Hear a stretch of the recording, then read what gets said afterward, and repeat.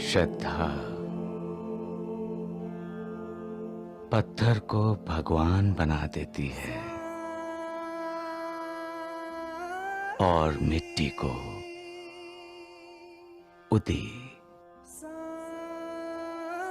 मैं अपने भक्तों को कभी मझधार में नहीं छोड़ता।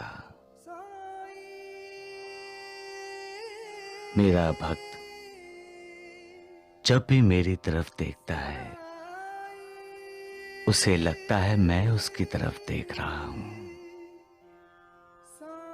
भक्त जब भी मुझे पुकारता है मैं उसकी मदद के लिए पहुंच जाता हूं। तात्या, तुम्हें वो कहानी याद है? कौन सी कहानी भैया? एक महान तपस्वी का शिष्य भगवान के दर्शनों के लिए बेचैन था। वो बार बार तपस्वी से पूछता रहता था, गुरुदेव, मुझे भगवान के दर्शन कब होंगे? वो तपस्वी तंग आ गया रोज रोज ये सुनकर। एक दिन शिष्य ने जैसे ही उससे पूछा तो तपस्वी ने झट से उसे कह दिया, इस आश्रम के पीछे जो जंगल है, तुम उन्हीं जंगलों में चले जाओ, भगवान तुम्हें वहीं दिखाई देंगे। तो शिष्य जंगल में गया? जाता कैसे नहीं, उसे तो भगवान के दर्शन की ललक थी। तो क्या उसे भगवान के दर्शन हुए भैया? हाँ, जैसे ही वो जंगल में गया, भगवान कहाँ हैं आप? मेरे गुरुदेव ने बताया आप यहाँ हैं। मुझे दर्शन दीजिए भगवान, मुझे दर्शन दीजिए।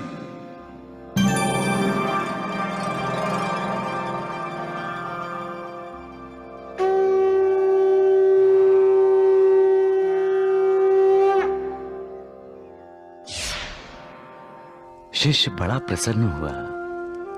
वो भागता हुआ गुरु के पास आया। गुरुदेव, गुरुदेव, गुरुदेव, मुझे आपकी कृपा से भगवान के दर्शन हो गए। क्या झूठ बोल रहे हो? मैं इतने सालों से तपस्या कर रहा हूं, आज तक मुझे भगवान के दर्शन नहीं हुए।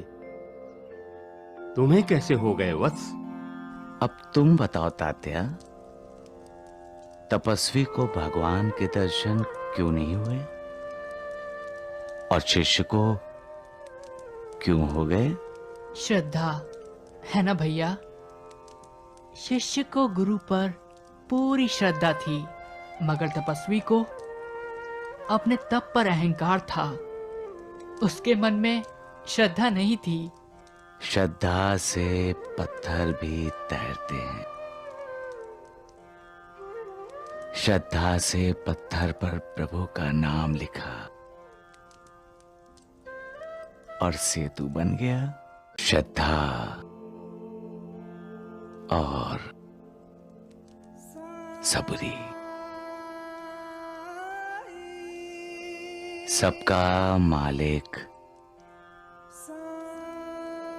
एक है। कितने पत्थर दिल हैं लोग जो दूसरों को दुख देते हैं। क्या मिलता है उन्हें? जिसे वो सुख और खुशी मानते हैं, असल में वो ही दुख है। जिसे वो अपने कर्मों से अपने लिए ही बढ़ा रहे हैं। मुझसे अपने भक्तों का दुख देखा नहीं जाता। ये दुनिया दुखों से, वेदनाओं से भरी पड़ी है, जिसकी वजह से हर कोई अपने मन की शांति खो बैठा है। मैं लोगों का दुख दूर करने, उनमें प्यार और करुणा बांटने ही आया हूं। लेकिन जब अपने भक्तों की पुकार सुनकर भी उन्हें प्रतिसाद नहीं दे सकता, तो मेरा दिल बहुत दुखी होता है। ऐसा क्यों बाबा? आप तो भगवान हैं। आप तो अपने भक्तों की सारी वेदनाएं, सारी पीड़ा, सारे दुख हर सकते हैं। नहीं महालसापति, जिस तरह मनुष्य शरीर धारण करने के बाद मुझे इस शरीर की मर्यादाओं का पालन करना पड़ता है, उसी तरह हर इंसान को अपने कर्मों का फल भी भुगतना पड़ता है। ये भागो जी शिंदे, मैं इसकी बीमारी दूर तो कर सकता हूं, लेकिन इसे अपने कर्मों का भोग तो भोगना ही पड़ेगा। कर्म भले हों या बुरे, उसका फल इंसान को मिलता ही है। मेरे भक्तों को भी अपने कर्मों का फल भोगना ही पड़ेगा। उसके बाद जब इंसान पूरी तरह से भगवान की शरण में जाता है, तभी तो उसका उद्धार होता है। लेकिन तब तक उनकी पीड़ा को देखकर मेरा मन बहुत उदास हो जाता है। पूर्व जन्मों के संबंध होते हैं जो अच्छे बुरे इंसानों को मिलाते हैं। हमारे आसपास जो जानवर होते हैं, उनके साथ भी पूर्व जन्मों के ऋणानुबंध होते हैं, तभी तो वो हमारे साथ होते हैं। जब तक किसी के साथ कोई संबंध या नाता नहीं होता, तब तक वो हमारे समीप नहीं आता। संबंध या नाता मित्रता का भी हो सकता है और दुश्मनी का भी।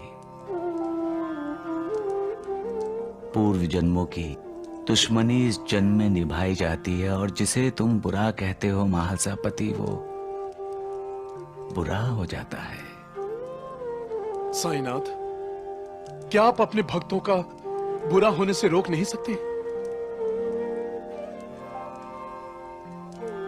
कर्मों के फल तो भोगने ही पड़ते हैं महालसापति।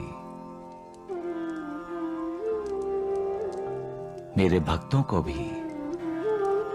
हाँ, वो मेरे भक्त हैं, इसलिए उन पर कृपा दृष्टि सदा मेरी बनी रहती है, और भोग सहनीय हो जाता है।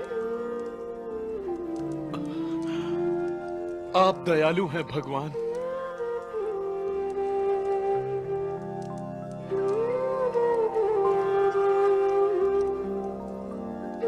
सबका मालिक